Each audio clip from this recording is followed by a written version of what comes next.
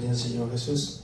Le damos gracias a Dios que nos da la oportunidad, hermanos, de estar en esta mañana aquí. Aleluya, gloria a Dios. Gloria al Señor Jesús. Veo que me faltan algunos hermanos, pero a lo mejor se fueron a pasear. Pues Dios los bendiga, ¿no? Ellos que pueden y tienen billetes para hacerlo. Gloria a Dios, aleluya. Y así, hermanos, de pie vamos a presentarnos delante de Dios en oración. Vamos a pedirle que abra nuestros corazones, que nos enseñe su voluntad, amén. Que nos hable en nuestras vidas en esta mañana. Aleluya, aleluya. Bendito Salvador, te damos gracias por esta oportunidad, Señor. Sin ti entendemos que nada somos y nada podemos hacer, pero también sabemos que contigo somos más que vencedores, porque tú venciste y nosotros cosechamos, Señor, los privilegios de esa victoria. Bendice los corazones de tus hijos que están bajo este techo, Señor, nuestros amigos visitantes. Ayúdanos, Señor, a darte todo nuestro corazón cada día en nuestra manera de vivir, en nuestra manera de pensar, y que sobre todas las cosas seas tú quien te lleves toda la honra y toda la gloria por siempre. Edifícanos a través de tu palabra en esta mañana. En el nombre poderoso de Jesús te lo pido. Amén, amén y amén. Toma su asiento, hermanos, Dios les pague.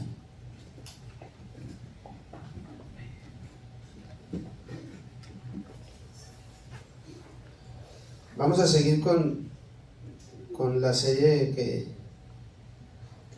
que tenemos de el profeta Jonás. Empezamos con el primer título que decía, ¿se acuerdan? ¿Sí se acuerdan? ¿Recuerdan las dos ciudades? La ciudad donde él quería huir del Señor y la ciudad donde Dios lo mandó a pregonar contra ella, entre Tarsis y Nínive. ¿Okay? Después nos fuimos desde el vientre del pez. Y hoy, hermanos, vamos a meditar en el capítulo 3 y un verso del capítulo 2 bajo el título de la playa a Nínive. De la playa a Nínive. El capítulo 2 de Jonás, hermanos, termina en el verso 10 con la frase: y mandó Jehová al pez y vomitó a Jonás en tierra. Y ahí empezamos el día de hoy. Ahí estaba nuestro querido hermano Jonás en la playa del mar Mediterráneo, en el área de los fenicios, por ahí, vomitado por un gran pez. No estaba en la playa, hermanos, en una hamaca, tomándose su bebida favorita, una Coca Cero o un coco con camarones, como lo hacen ahorita en Sinaloa. Un coquito con camarón y con limón y mucho chile. Y salsa guacamaya para los que somos de Culiacán. Para el resto del mundo, salsa valentina o no sé, la que a usted le guste. ¿Qué? No estaba Jonás en esa situación ahí. Estaba vomitado por un pez. Piensa en la escena por un momento. No me puedo yo imaginar el remolino de emociones que se movían en la mente, en el pecho, en el estómago, que se hace nudo por las emociones en este momento en la vida del profeta Jonás. Yo creo que él estaba pensando, me puedo imaginar que él estaba pensando: salí de mi tierra huyendo de la presencia del Señor como el profeta Jonás, al que todos reconocían como el profeta. Pero en este momento aquí, lleno todavía de algas marinas en mi cuerpo, tratando de limpiármelas, todavía oliendo a jugos gástricos de un pez. Aunque estoy agradecido con Dios porque Él me libró, pero yo no creo que yo ya sea un profeta. Yo me rebelé contra Dios. Dios me castigó. Esto es un castigo.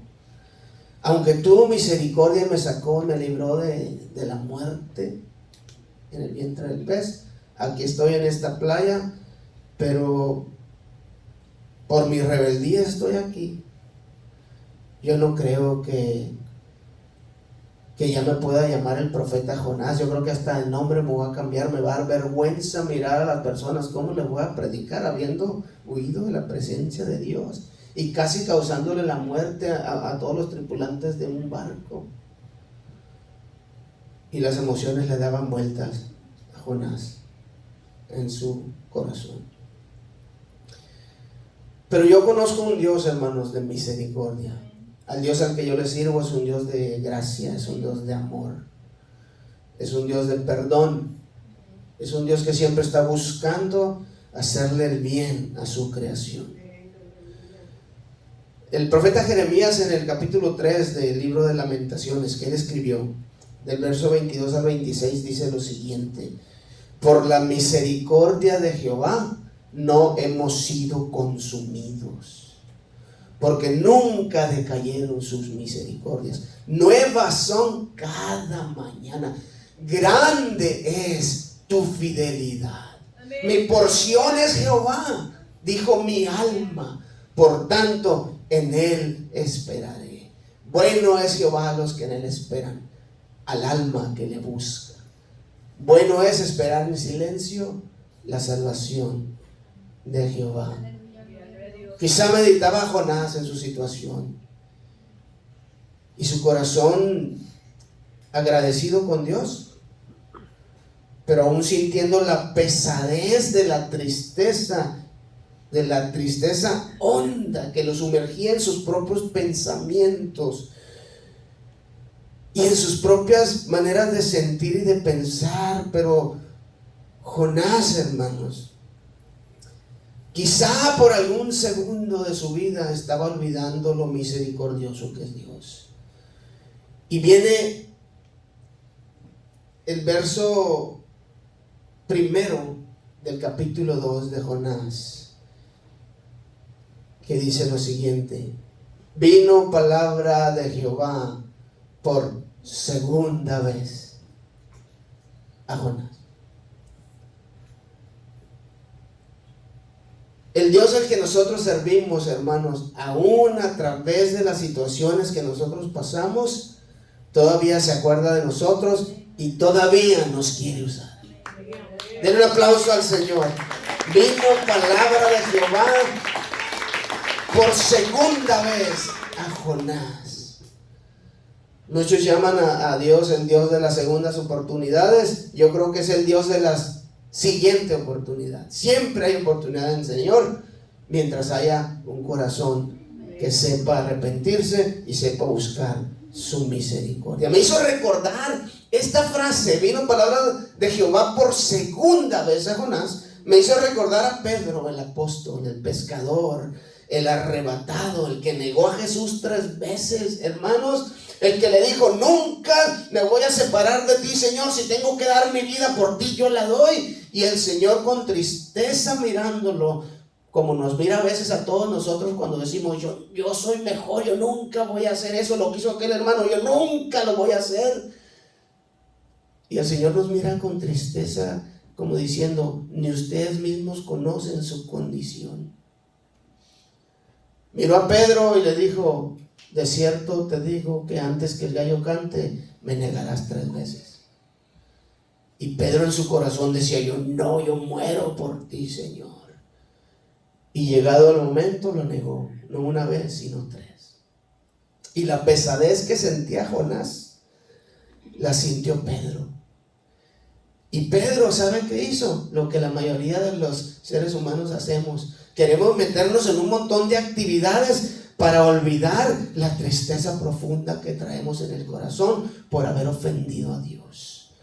Yo conocí un hombre que conoció del Señor, fue bautizado en su bendito nombre, lleno con su Espíritu Santo, un hombre de arranque, un hombre que le gustaba evangelizar, y cayó en pecado y se hundió en el pecado y se fue hasta lo más bajo en el pecado, hermanos. Pero él me contaba a mí que cuando él estaba trabajando, a veces estaba trabajando y de repente una luz de lo que él había sido antes llegaba a su mente y ponía música cristiana. Y dice: en cuanto ponía esa música, ¿verdad?, yo estaba trabajando y empezaba a llorar. Y decía, ¿por qué estoy llorando? Y él lloraba y lloraba, y el sudor de su trabajo y sus lágrimas se mezclaban, y mis compañeros me miraban y decían, ¿qué tiene este? ¿Por qué llora? Es que yo anhelaba, dice él, una segunda oportunidad con Dios, pero ignoraba que Dios es bueno y es misericordioso. Por eso no lo buscaba por vergüenza, no buscaba al Señor, hasta que alguien le dijo, acércate a Cristo una vez más, Él te ama, eres su hijo. Y él buscó la misericordia de Dios, y una vez más se unió a la iglesia, empezó a trabajar y se convirtió en un hombre, hermanos, que le servía a Dios con todo su corazón. Gracias a Dios por ser el Dios que Él es con nosotros. Y ahí estaba Pedro, el que negó a Jesús. Casi todos conocen esa parte, ¿verdad? Todos conocen esa parte, porque nos encanta ver a los que son peores que nosotros para sentirnos nosotros un poquito mejor. Pero todos somos iguales, hermanos. Tenemos una naturaleza caída, pero nuestro Dios sabe esas cosas. Y en Juan capítulo 21 está una historia súper interesante. Pedro dijo, yo me voy a ir a pescar. Ya el Señor murió. O quizá ya para este momento ya creo que ya sabía que el Señor había resucitado, pero él estaba en su corazón muy triste, hermanos, porque él había negado a Jesús. Y él pensaba que Jesús no lo podía aceptar otra vez. Y se van a pescar, y enseña la Biblia en ese capítulo que pescaron toda la noche. O trataron de tiraban la red. Y tírale para allá y tírale para acá, y no sacaban nada, hermanos.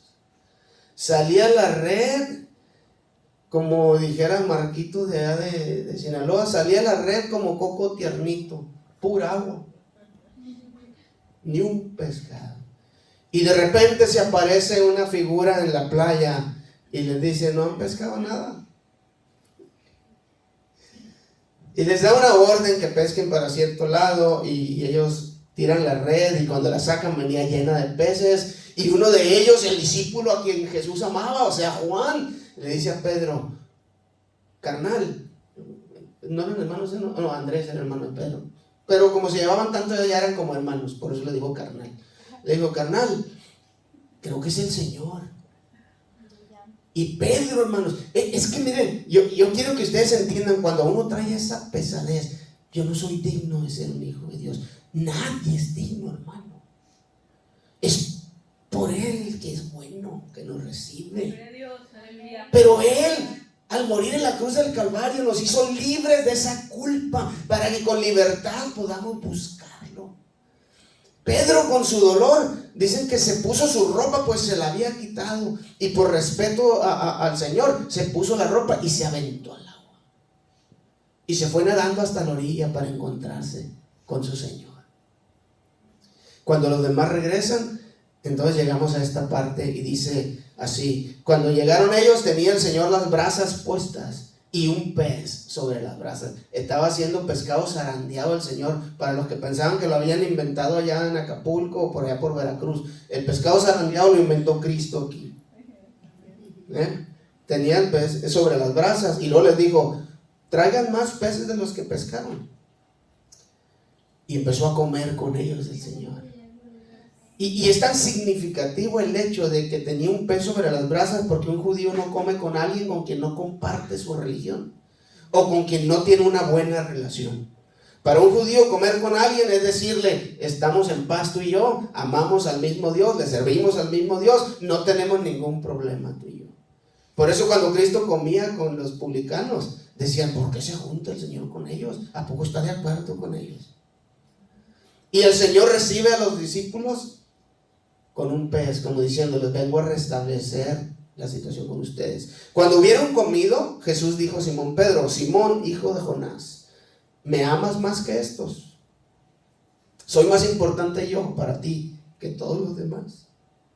Le respondió, sí, Señor, tú sabes que te amo. Y se le movían las emociones a Pedro en el pecho. ¿Cómo me preguntas eso? O quizá pensó, me está preguntando eso porque lo negué. Quiere asegurarse el Señor que fue un error humano mío. Volvió a decirle la segunda vez, Simón, hijo de Jonás, ¿me amas? Pedro le respondió, sí, Señor, tú sabes que te amo. Le dijo: pastorea mis ovejas. Le dijo la tercera vez: Simón, hijo de Jonás, ¿me amas? Pedro se entristeció de que le dijese la tercera vez: ¿me amas? ¿Con qué cara le digo que sí si lo acabo de negar? Esa era la situación de Pedro acá adentro. ¿Con qué cara le digo: sí, Señor, tú sabes que yo te amo, si acabo de fallarle?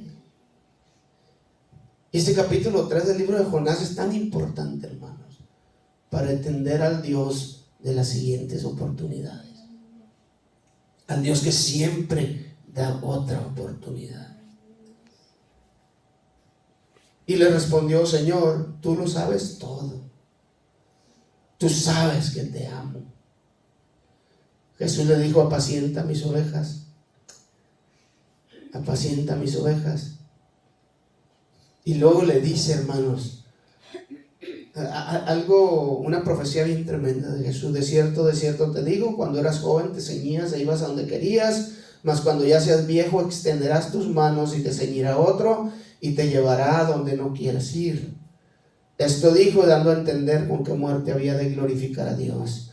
Y habiendo dicho esto, añadió: sígueme. Ese sígueme significaba: Pedro, no te preocupes del pasado, yo me encargo de eso, tú sígueme a mí.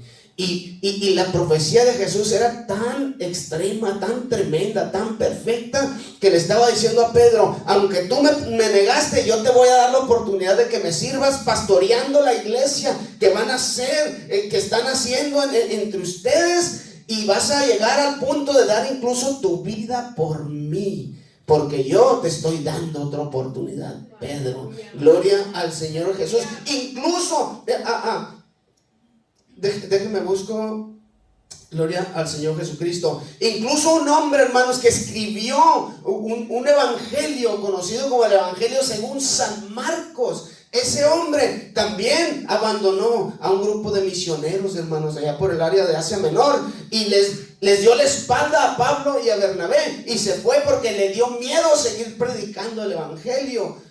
Y ese muchacho, hermanos, también se sintió así, entristecido, pero el Señor también lo perdonó, y más adelante fue una bendición para el apóstol Pablo y fue una bendición para el apóstol Pedro, porque fue el que escribió el Evangelio según San Marcos. Debería de llamarse el Evangelio según San Pedro, porque fue Pedro el que lo dictó, pero el que lo escribió fue este muchacho que una vez le dio la espalda al Señor, pero el Señor lo volvió a levantar y lo usó para que hasta el día de hoy todavía leamos las líneas que él escribió, hermanos. El Dios de la siguiente oportunidad, el Dios de las segundas oportunidades. El rey David pecó, asesinó, adulteró, no confió en Dios y censó el pueblo, pero de igual manera se arrepintió, y en la Biblia parece que todavía va a seguir siendo rey cuando lo levante, director de alabanza en Jerusalén, hermano, siendo el líder de todos los que van a adorar a Dios, al Mesías que va a volver del tercer cielo y va a bajar a esta tierra, hermano, porque Dios es bueno.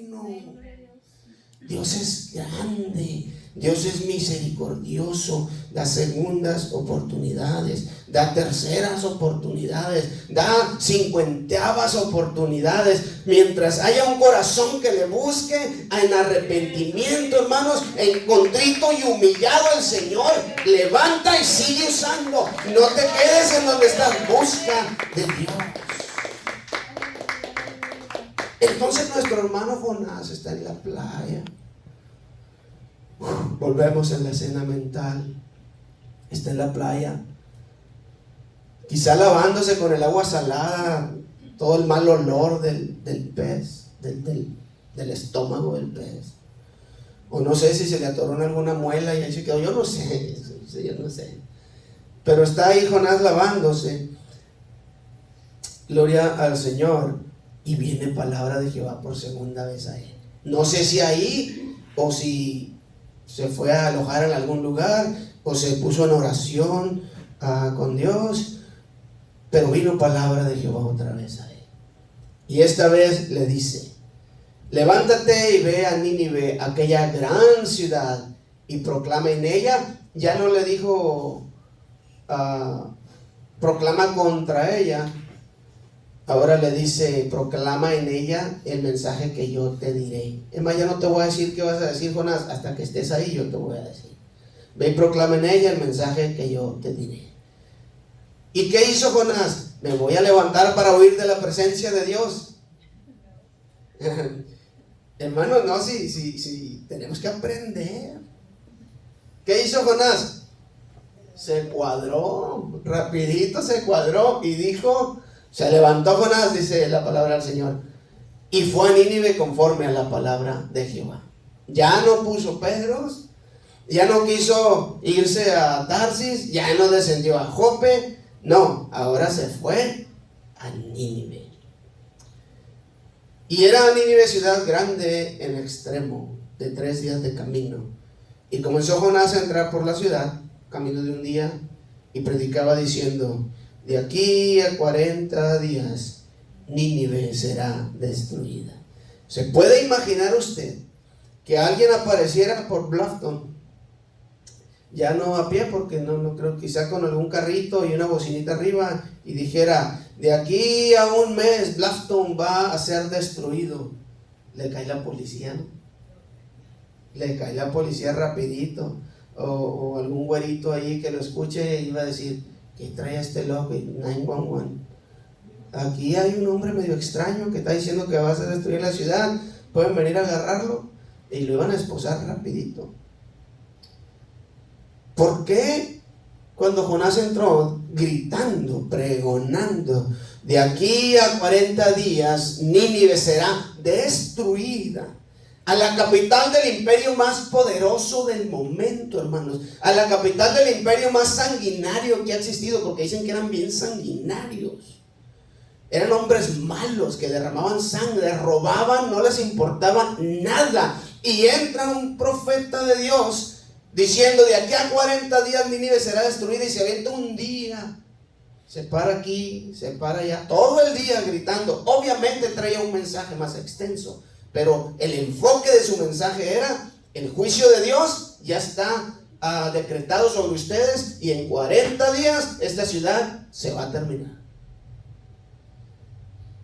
Nosotros nos hubiéramos imaginado que el imperio más poderoso, y en la capital del imperio más poderoso, rápido hubieran llegado los soldados con lanzas, no, con espadas, y se hubieran hecho pedacitos, y hubieran dicho el soldado que lo parte, esto le va a pasar a todos los que se atrevan a hablar contra Nínive y el imperio asirio, porque nosotros somos el más poderoso del mundo. Pero ¿qué sucedió, hermanos?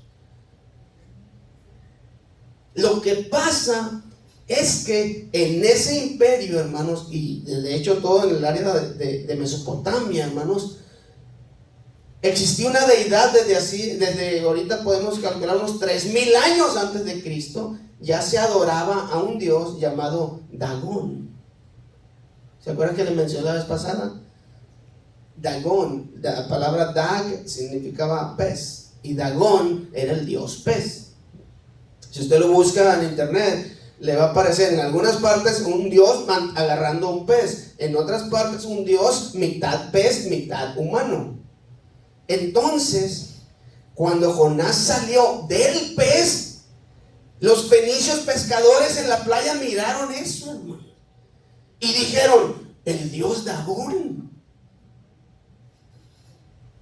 ¿Sí ven? Así como que miran imágenes en una tortilla que se quema. No, este estaba más tremendo. Este estaba más tremendo porque este sí salió del mar y de la boca de un pez. Yo no sé si el pez salió así nadando hasta donde alcanzó y lo echó y batalló para volverse a meter, o si de lejos lo agarró y lo aventó. Yo no puedo saber. Pero de que le dio indigestión, Jonás le dio indigestión y tuvo que salir a tirarlo. Cuando los fenicios o todos los del imperio asirio, más bien, personas que hacían negocio en el área del mar, miraron que de la boca de un pez salió un hombre, y luego estaba todo blanco como un albino, su cabello blanco, o si es que tenía cabello, no sé, pero su barba me imagino que sí, toda blanca. Vamos a ponerle cabello, pues, así de cabello de ¿Quién conoce usted que tenga el cabello así largo, ondulado? ¿De Ricky Martin en sus tiempos de juventud? Ah, bueno. Y vamos a poner el cabello así largo a Jonás, pero blanco, blanco, sus cejas blancas, su piel blanca, y lo miran salir del mar, y de un pescado dijeron: el dios Dagón, o mínimo un profeta del dios Dagón. Y esa palabra se corrió, hermanos, entre los mercaderes hasta que llegó a la ciudad de Nínive, y toda la gente decía: por ahí viene un hombre, porque de la playa, hermanos, hasta Nínive, alrededor de 800 kilómetros. No es que Jonás se levantó: sí, señor, y de aquí a 40 días. No, le tocó tramo largo, hermanos, para ir a predicar, porque ir a predicar al Señor, hermanos, cuesta.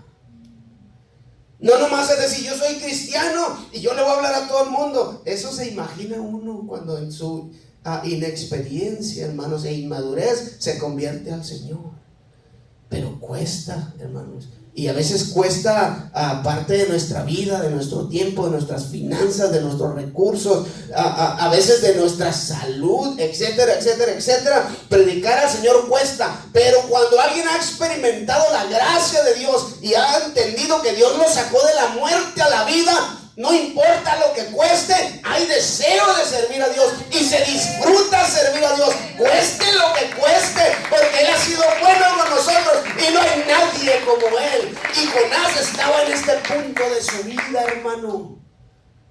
Cuando alguien todavía no ha experimentado esa transformación interna y no ha conocido a Dios a ese nivel, usted le dice: vamos a hacer esto, hermano. Ay, hermano, pero es que sí se podrá. Pero mire, vamos a ocupar $30. Y se hace un mundo gigantesco, $30. Y cuando uno ya ha experimentado al Señor y le ha entregado su vida y se ha soltado en los brazos de Cristo para servirle, y le dice: Señor, mi vida es tuya, mi corazón es tuyo, mi familia es tuyo, mi carro es tuyo, mis propiedades son tuyas, mi negocio es tuyo. Si yo estoy aquí es por ti. Si tú no me hubieras salvado, ¿qué sería de mí? Estuviera condenado al infierno. Cuando alguien entiende eso, el sacrificio se vuelve tranquilidad. Se puede estar en el calabozo de más adentro, golpeado, no hay problema. Se puede estar apedreado allá en Asia Menor, en el primer viaje misionero de Pablo, y no hay problema. Pablo se levantó, todo apedreado, hermano. Se levantó, y el Señor lo resucitó y siguió predicando la palabra del Señor Jesús. El apóstol Pedro estaba en la cárcel a punto de ser decapitado por Herodes, y el Señor lo saca de un acto milagroso por medio de un ángel del Señor, y Pedro sigue predicando al Señor Jesucristo. Ese es un verdadero cristiano, hermanos. Ese es alguien que ha entendido que Dios nos tiene preparado en el cielo, y que esta tierra, por más bonito que se ve el asunto, es temporal. Todo se va a acabar, pero el cielo es eterno, y si tú amas a Cristo, le vas a servir, no importa lo que venga. Todo se va a acabar. Eres como músico, yo sé, hay instrumentos que valen $5,000. Se puede comprar aparatos que valen otros $2,000, $5,000. Yo he conocido gente, guitarristas, que tienen en su setup todo lo que tienen para como $10,000, $15,000 de equipo, hermano. Y ni se preocupan, no, y estoy pensando estoy juntando para comprarme otro aparato más. ¿Por qué? Porque lo aman y están metidos en eso. Pero si así amáramos a Dios, el que nos salvó. Yo tengo que decir en esta mañana, hermanos, la misericordia de Dios es infinita, pero su paciencia no. Y eso lo aprendí de internet, por si acaso. Está bonita la frase, ¿no? A veces pensamos, el Señor es misericordioso, pero su paciencia va a llegar a un límite, hermano. Y a veces cuando escucho, hermano, ahí me va a aparecer en la iglesia, yo estoy contento, he sentido la presencia de Dios, y tienen 6 meses diciéndome y no llegan.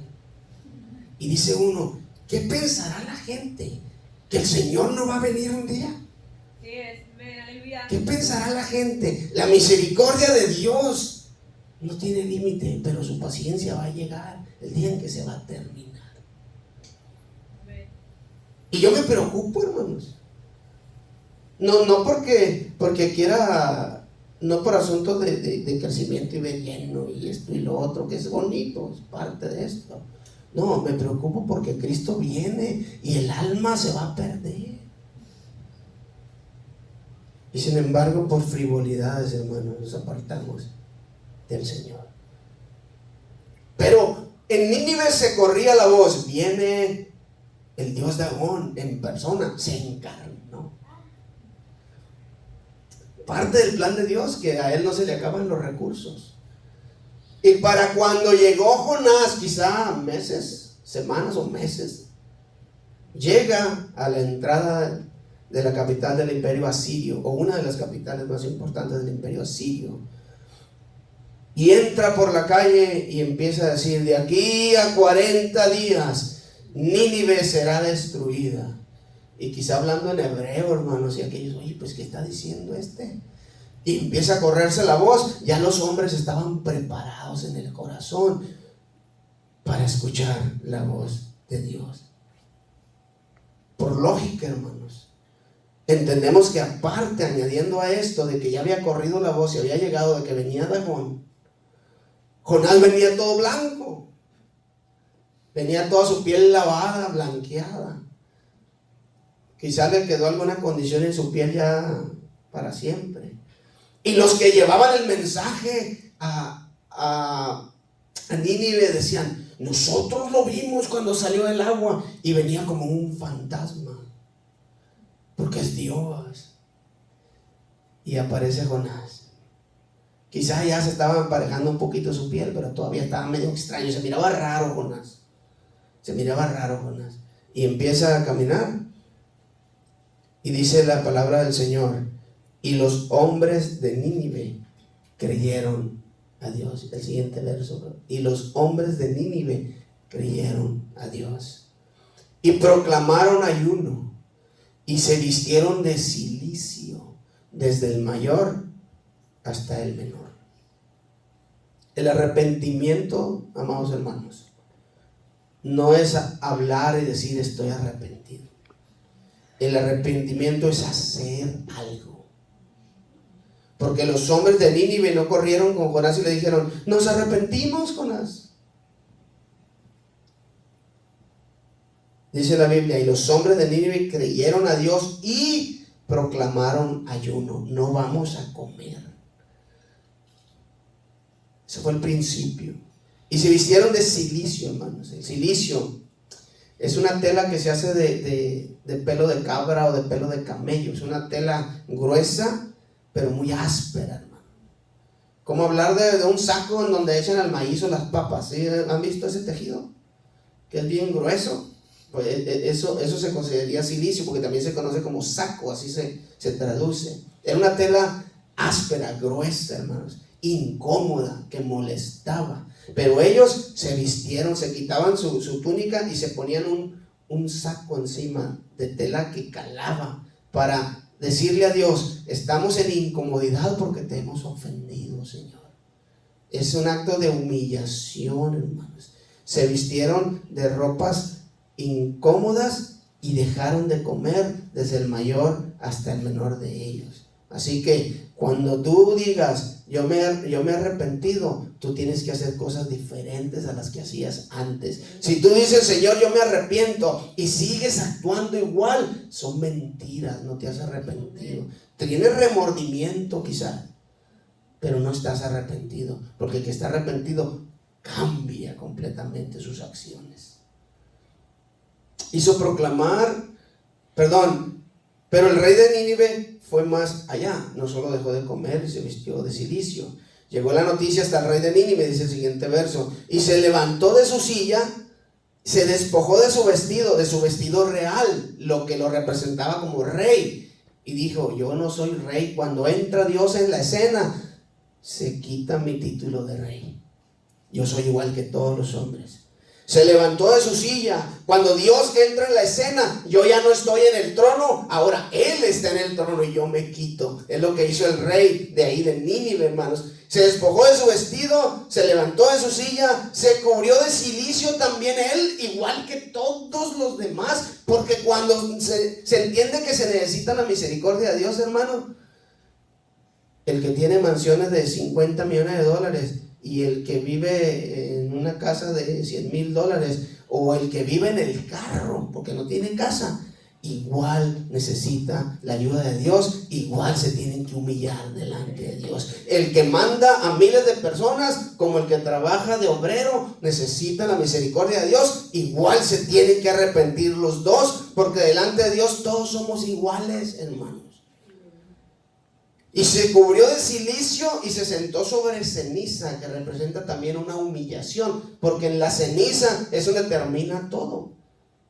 Y sentarse en ceniza, incluso algunos aventaban la ceniza encima de ellos, era como decir: Señor, yo sé que yo así voy a terminar. Sin ti yo no soy nada. Y se cubrió de cilicio, se sentó sobre ceniza e hizo proclamar el rey de Nínive, por mandato del rey y de sus grandes, diciendo: hombres y animales, bueyes y ovejas, no gusten cosa alguna o no coman cosa alguna. Gloria a Dios. No se les dé alimento ni beban agua, sino cúbranse de cilicio hombres y animales, y clamen a Dios fuertemente. Hermanos, eso es arrepentimiento. Eso es arrepentimiento. No decir yo me arrepiento, hacer cambios, obras dignas de arrepentimiento. No podemos decir que somos cristianos si seguimos actuando como actuábamos antes de ser cristianos. No se puede. Y les dice: cúbranse de cilicio hombres y animales, a las vacas, a los borregos, lo que hayan tenido, yo no sé, hermanos. Si hubiéramos estado en México, pues a los perritos callejeros allá a la pasada le hubiéramos aventado también un costal de papas en la espalda para que le raspara. ¿Qué es lo que quería el rey? Que Dios mirara que estaban arrepentidos. No buscamos nuestra comodidad, Dios. Queremos que te des cuenta que estamos arrepentidos de lo que hemos hecho, de nuestra manera de vivir. Todo mundo clame a Dios fuertemente. Pídale misericordia al Señor. Y nosotros predicamos, hermanos, y hay personas que no ni siquiera parpadean. Les decimos a compañeros de trabajo: el Señor va a venir, el Señor nos va a llevar con Él. Tienes que prepararte, entregarle tu vida. Y lo miran a uno como que si le estuviera uno contando una historia, no sé, la telenovela, una serie de Netflix. No le dan la seriedad, hermano. ¿Y sabe qué? A veces ni nosotros le damos la seriedad, que somos los cristianos los que debemos de vivir una vida cristiana seria. Y por eso es tan importante, hermanos, esto. Mire, todo esto era como un preámbulo, o lo que se conoce como un antitipo de lo que Cristo vino a hacer. La salvación, ¿de dónde viene? Dice el Nuevo Testamento: de los judíos. ¿De dónde venía Jonás? De con los judíos. Jonás, ¿cuántos días estuvo en el vientre del pez? 3 días y 3 noches. ¿Cuántos días estuvo Jesucristo en la tumba fría? 3 días y 3 noches. Y saliendo de esa tumba, ¿a quién le predicó? A todo el mundo, hermano, existente. ¿A quién le predicó Jonás? Al imperio más grande que existía en ese tiempo, a quien ellos no podían alcanzar salvación. Sin embargo, el Señor lo mandó y le dijo: predícales a ellos. Y Jesucristo salió de Jerusalén y nos convertimos en testigos de Él desde Jerusalén hasta acá en Sur Carolina, en la ciudad de Bluffton, y hasta lo último de la tierra, porque Cristo quiere salvar a la humanidad y nos está mandando a hablarle a todo mundo, hermanos, sea grande, sea pequeño. En el nombre de Jesús hay salvación, ahí hay perdón de pecados, y debemos de nosotros tomarlo en serio, hermanos. Antitipo es tipo y antitipo. Es un tipo de Cristo. Cristo viene y cumple como antitipo de lo que hizo Jonás. Dicen algunos historiadores que les quitaban las crías a los animales para que las vacas empezaran a llamar a sus becerritos, y para que los becerritos empezaran a llorarle, a llamar a la mamá, para que Dios se compadeciera al escuchar el llanto, hermano. Dicen que algunos de los ninivitas agarraban sus bebés pequeñitos y los levantaban al cielo y le decían: Señor, por misericordia de mi hijo, por misericordia de mi bebé, no nos destruyas. Nos arrepentimos, Señor, cubiertos con ropa que les molestaba y sin comer, con los rostros pálidos porque no comían. Señor, ten misericordia de nosotros. Ni los judíos se habían arrepentido tanto como este pueblo pagano, hermano, que se arrepintió de verdad. Cuando alguien se arrepiente de verdad, se mira, se nota, se puede notar, la gente lo nota. Porque Cristo es bueno. Tenemos que aprender a buscarlo así, hermanos. Cuando venimos a los pies de Cristo, así debemos de hacerlo. Es que no es popular. ¿Qué van a decir si me ven hincado? ¿Qué van a decir si me ven llorando? ¿Qué importa lo que diga la gente cuando tu vida está en la balanza? ¿Usted cree que les importaba a los ninivitas? Y no les importó, porque ellos de verdaderamente creyeron en Dios y en su mensaje. Y dijo el rey: clamen a Dios fuertemente, conviértase cada uno de su mal camino.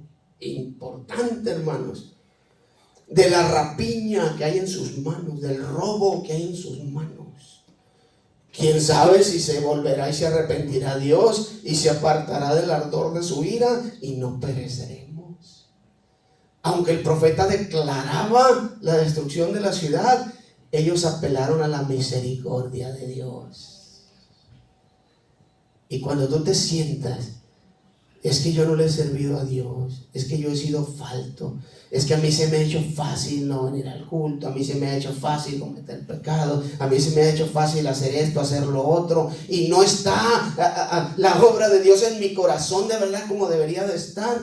Acuérdate que el Señor es bueno y Él se puede arrepentir de causarte un mal si tú le buscas de todo corazón. Gloria a Dios.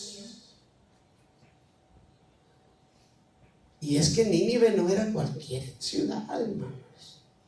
Mira, allá en el libro de Nahum, el capítulo 3, del verso 1 al 4, da una descripción un poquito más profunda de cómo era Nínive.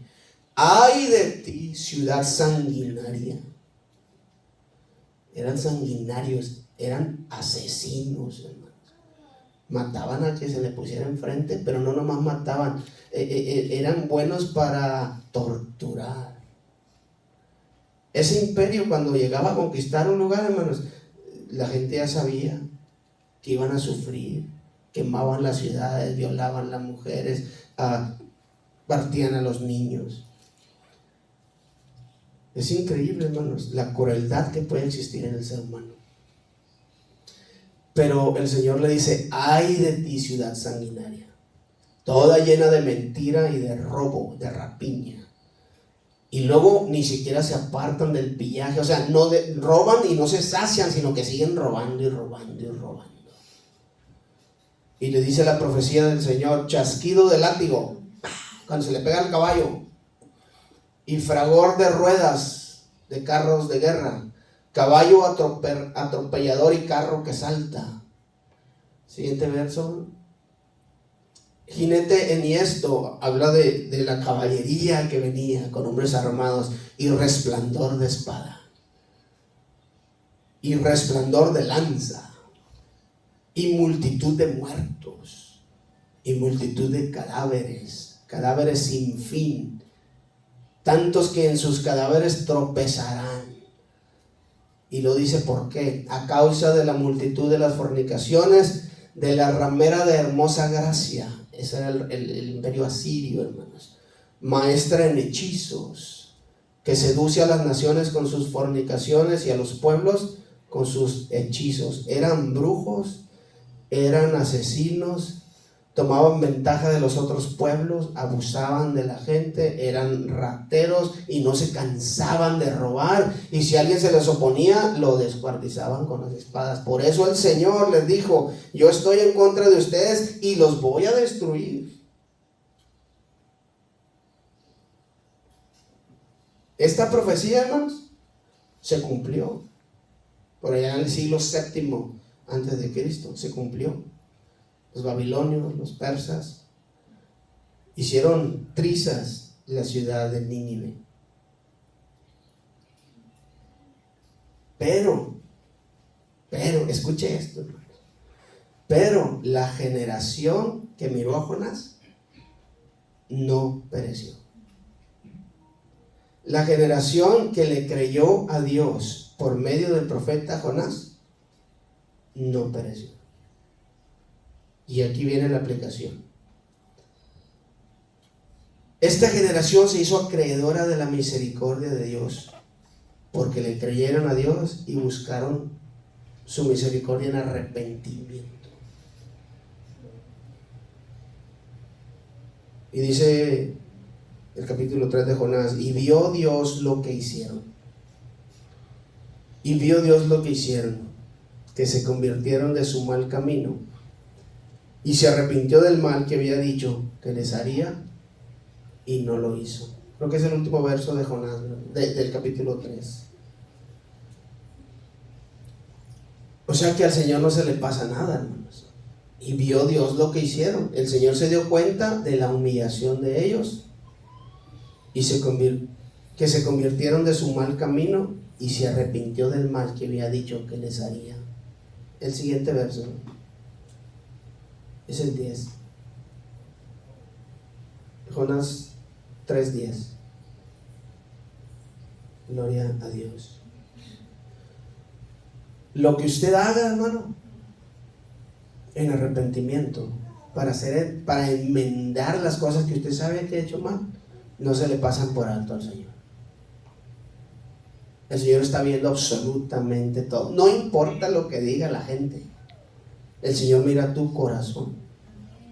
Y si tú te arrepientes, aunque hayas estado en el vientre de un pez ya en la muerte, el Señor te levanta y te manda todavía a predicar. El Señor te levanta y te manda todavía a cantar. El Señor te levanta y te manda todavía a ser parte de un ministerio de evangelismo. El Señor te levanta y te pone todavía a trabajar en la iglesia, en sus ministerios. El Señor te levanta y te usa todavía para hablarle a tus compañeros de trabajo. El Señor te levanta, te restaura, pone tus pies sobre piedra y endereza tus pasos, y te manda a decirle a un mundo perdido: aún hay esperanza. Yo estaba igual que tú, estaba peor que tú, pero he aquí que el Señor me levantó, cuyo nombre es Jesucristo, y murió en la cruz del Calvario para que yo pueda estar enfrente de ustedes. No es por mí, es por Él. Yo no soy el importante, Él es el importante. Yo no soy el que te voy a salvar. El que me salvó a mí es el que te va a salvar a ti. Pero arrepiéntete, cambia, busca la misericordia de Dios. Ese es el mensaje. Y cuando Dios ve que se convierte la gente de su mal camino y se arrepiente, el Señor dice: yo los voy a salvar. Y esa generación, hermanos, esa generación que fue salva ahí, se libró de ese castigo que mencioné aquí, donde llegan los caballos y los cadáveres están en la ciudad, porque a ellos les llegó, pero esa generación no fue tocada por la ira de Dios. Y este mundo, que Dios, hermanos, este mundo va a ser destruido eventualmente por Dios. Este mundo tiene el castigo de Dios sobre él, solamente que está detenido por la misericordia de Dios. Está detenido para este tiempo, para esta generación, para que tú y yo hagamos cambios y nos convirtamos de nuestros malos caminos al camino justo y santo de Dios. Quizá a Jonás, cuando les decía: de aquí a 40 días Nínive será destruida, acá en su mente se le venía: hey, pero tú también lo viste, Señor, tú también renegaste de Dios, el Señor te tuvo que lanzar al mar y meter en el vientre de un pez, tú también eres como ellos. Pero eso lo motivaba a decir, si Dios tuvo misericordia de mí, yo voy a hablar por ese Dios. Y en este punto de su vida se dedicó a predicar del Señor. Y el Señor tuvo misericordia, hermanos, de esa generación de Nínive. Como les digo, fue raída la ciudad de Nínive, fue destruida completamente, pero no aquí. Esta tierra va a ser destruida, pero no hoy, no en esta generación, porque tú y yo estamos en ella y nosotros nos hemos arrepentido de nuestros pecados. Y le hemos creído a Dios y estamos poniendo todo nuestro corazón en vivir una vida que le agrade a Dios. ¿Por qué? Por agradecimiento, porque lo amamos, porque hemos entendido que tan bueno es Él. Y ahora cuando el Señor dice vamos a hacer esto, todos decimos sí, Señor, vamos a hacerlo. Aunque nos toque caminar por meses para llevar el mensaje, lo vamos a hacer. Es una aplicación, hablando en figura. Aunque me cueste, no sé, cada quien sabe con lo que batalla. Aunque ya no tenga que ver series de Netflix por 17 horas seguidas, Señor, yo voy a dedicar una de esas horas a orarte a ti. ¿Pisé un callo o qué? Miré que todo, escuché cuando hicieron los codazos que le dio, ¿no? Ahí te hablan. Aunque ya no tenga que usar Facebook por 3 días seguidos, o hasta que se me acabe la batería. Acuérdense que la Biblia dice que el justo por fe vivirá, no por Facebook vivirá. Escuché de una iglesia que hicieron un ayuno de Facebook. No, hombre, llegaban los hermanos demacrados a la iglesia. ¿Sí? Muchos sufriendo con la tentación agarraron el teléfono y temblaban así. No lo abras, no, Señor, dame fuerza. Si amáramos a Dios como amamos nuestra tecnología, hermanos. Y lo digo para todos, incluyéndome a mí. Necesitamos aprender lo que es arrepentimiento. Necesitamos aprender lo que es verdaderamente creerle a Dios y hacer cambios, porque en verdad tememos al juicio de Dios. Como me gustaría, ojalá y las personas que han dejado de venir escucharan este mensaje, pero pues solamente Dios tiene todas las cosas en sus manos. Pero sí, hermanos, la misericordia de Dios es infinita, pero su paciencia no, y un día se va a terminar. Cuando murió el último de los ninivitas que se arrepintió, seguro estoy que llegó una generación mala que los reemplazó y el Señor tuvo que cumplir su profecía sobre ellos. ¿Tendrá el Señor que cumplir su profecía de dejarnos en esta tierra cuando Él venga? Porque unos se van a quedar y otros se van a ir. Unos van a ser levantados, otros se van a quedar aquí. ¿Qué parte de esa profecía se cumplirá en ti? Obviamente la salvación viene del Señor, pero nosotros tenemos que creerle a Dios y mostrar con nuestra evidencia de vida que hemos creído que Él es nuestra única esperanza. Porque al final el que se va a ir con el Señor al cielo no es por sus buenas obras, porque por más buenas obras que yo haga, yo no puedo volar, hermanos. Eso solo me lo puede regalar el Señor, transformando este cuerpo de humillación y este cuerpo corruptible en un cuerpo incorruptible y eterno a su lado en el cielo. Solamente lo puede hacer. Y en Él confiamos y por eso estamos aquí. Háblele a la gente, dígale que todavía hay oportunidad, que el juicio de Dios todavía no se derrama sobre esta tierra, pero lo va a hacer. En el nombre de Jesús yo les pido, busquemos al perdido, hermanos, por amor del alma de ellos. Busquemos al que ha dejado de venir por amor del alma de ellos. No tiene que decirles mucho, dígales: Cristo te ama. Cristo quiere perdonarte, pero necesitas buscarlo. No le eche mentiras, no le diga: no, así como eres, el Señor te ama, no necesitas cambiar. Es una mentira, hermanos. El Señor nos va a salvar por su pura misericordia, pero el cambio y la santificación es fruto, hermanos, de confiar en Dios. Es fruto de confiar en Dios, porque no, hombre, hay cada cosa que inventan. No, tú estás bien, no te preocupes. No te preocupes, tú nomás ven a la iglesia y paga tu diezmo. Como dijo el hermano Vidal Álvarez, la gente se va a salvar porque diezma o se va a condenar porque no diezma. Y nadie se animó a contestarle, hermano. En una reunión pastoral, nadie se animó a contestarle, porque ¿cómo voy a condenar a alguien yo por algo? ¿O cómo voy a salvar a alguien porque hizo algo? Eso está en las manos de Dios. Eso está en las manos de Dios. Gloria al Señor Jesús. Y Dios miró lo que estos hombres hicieron y cómo cambiaron su manera de ser y sus malos caminos. Y el corazón de Dios se arrepintió y dijo: no los voy a exterminar. Esta es la generación que va a alcanzar salvación. Bueno, yo quiero pensar, hermanos, y confío en Dios, de que la salvación de Dios está en mi vida. Los que vengan después de mí, yo no puedo responder por ellos. Incluso mis hijos, yo no puedo responder por ellos. Cada uno. Yo les he dicho que la única manera de ser salvo es Jesucristo.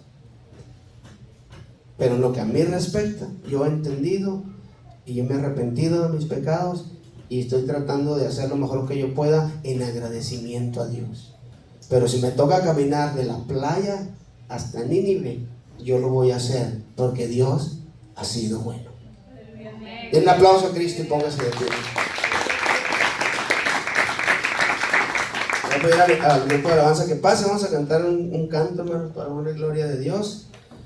Y así vamos a llegar al final de este culto. Y recuérdenme hacerle unos anuncios pequeñitos después.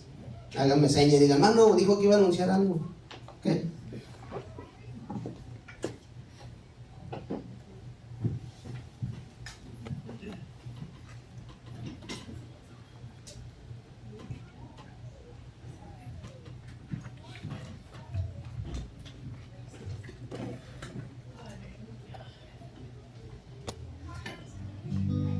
¿Cuántos ninivitas hay en esta ciudad, hermano? Muchas personas que no conocen al Señor.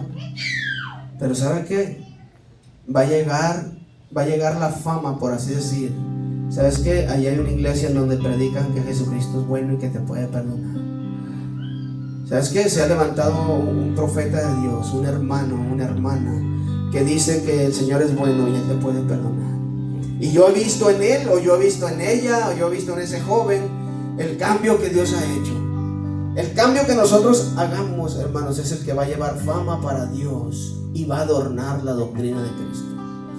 Porque si tú y yo decimos: yo soy cristiano, pero yo no voy a hablar de Cristo, el Señor Jesús no recibe beneficio ni su reino. Pero si usted dice: yo soy cristiano, yo voy a cambiar y voy a mejorar, tu manera de ser va a impactar a los que están alrededor tuyo, porque nosotros somos luz, porque hemos sido traídos de la luz, de las tinieblas a su luz admirable. Amén.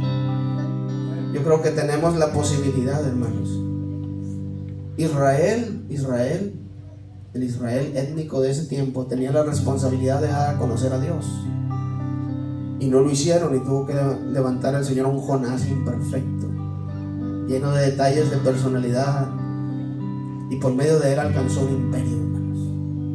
Yo creo que nosotros podemos hacerlo también, en el nombre de Jesucristo. Amén.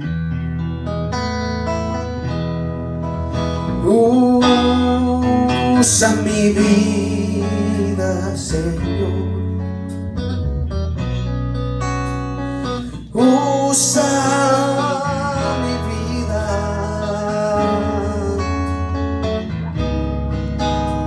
Y yo quiero servirte con todas las fuerzas de mi corazón. Dígalo conmigo.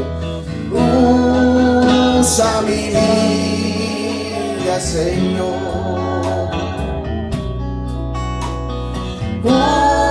Usa mi vida. Yo quiero amarte con todo el cariño de mi corazón.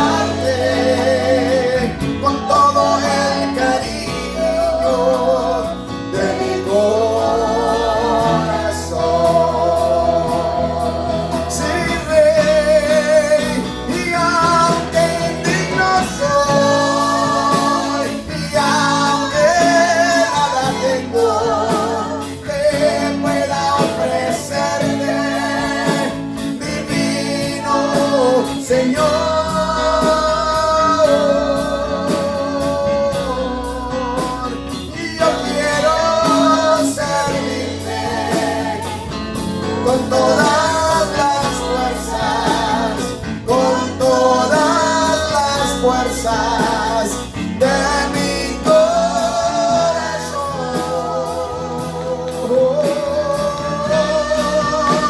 Y aunque indigno soy, aunque nada tengo que pueda ofrecerte, divino Señor.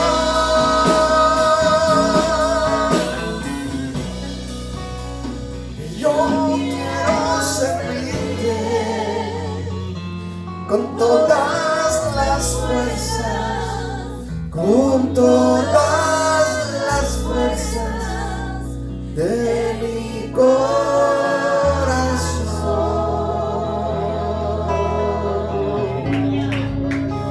Y yo quiero servirte con todas las fuerzas de mi corazón.